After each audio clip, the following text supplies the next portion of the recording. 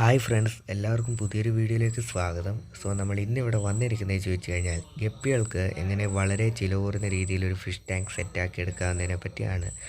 നമുക്ക് നേരെ വീഡിയോയിലേക്ക് കിടക്കുന്നതിന് മുമ്പ് ചാനൽ സബ്സ്ക്രൈബ് ചെയ്യാത്ത കൂട്ടുകാരാണെങ്കിൽ ചാനൽ സബ്സ്ക്രൈബ് ചെയ്യുക. തൊട്ടടുത്ത് കാണുന്ന ബെല്ലൈക്കനോട് അമർത്തുകയാണെങ്കിൽ നമ്മളെടുത്ത പുതിയൊരു വീഡിയോകൾ അപ്പോൾ നിങ്ങൾക്ക് നോട്ടിഫിക്കേഷനായിട്ട് ലഭിക്കുന്നതാണ്. അപ്പോൾ നമുക്ക് നേരെ വീഡിയോയിലേക്ക് കിടക്കാം.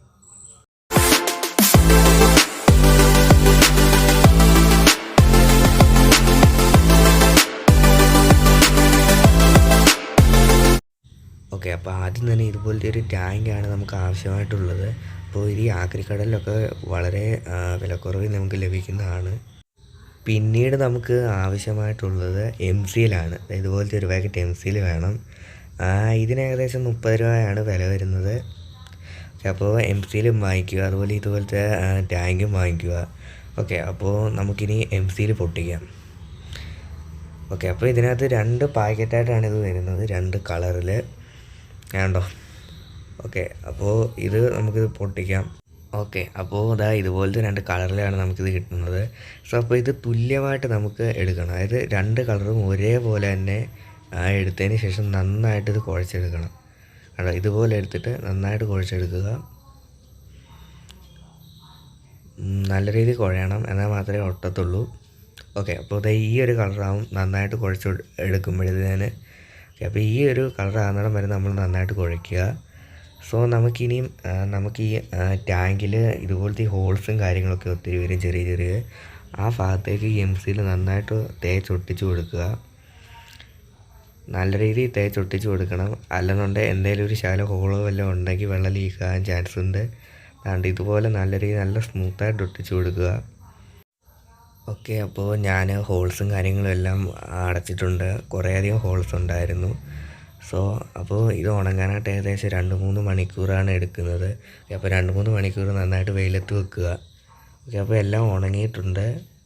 അപ്പോൾ ഇനി ഇതിനകത്തേക്ക് നന്നായിട്ട് വെള്ളം ഒഴിച്ചിട്ട് കഴുകി കൊടുക്കുക. കാരണം എന്തെങ്കിലും MCL-ൻ്റെ കെമിക്കലും കാര്യങ്ങളൊക്കെ ഉണ്ടെന്നുണ്ടെങ്കിൽ മീൻ ചത്തുവാൻ ചാൻസ് ഉണ്ട്. അതുകൊണ്ടാണ് കഴുകി കൊടുക്കാൻ പറഞ്ഞത്. ഓക്കെ, അപ്പോൾ നമ്മുടെ ടാങ്ക് കഴുകിയൊക്കെ സെറ്റാക്കി എടുത്തിട്ടുണ്ട്. ഇനി നമുക്ക് വെള്ളം ഒഴിച്ചു കൊടുക്കാം.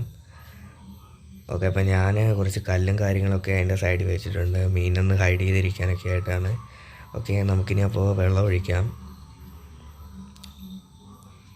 ഞാൻ ഫുള്ളായിട്ട് ഒഴിക്കുന്നില്ല കേട്ടോ, കാരണം മീൻ ചാടിപ്പോകാനുള്ള ചാൻസ് ഉള്ളത് കൊണ്ട് ഒരു 3/4 ഭാഗത്തോളം ഒഴിക്കുന്നുള്ളൂ.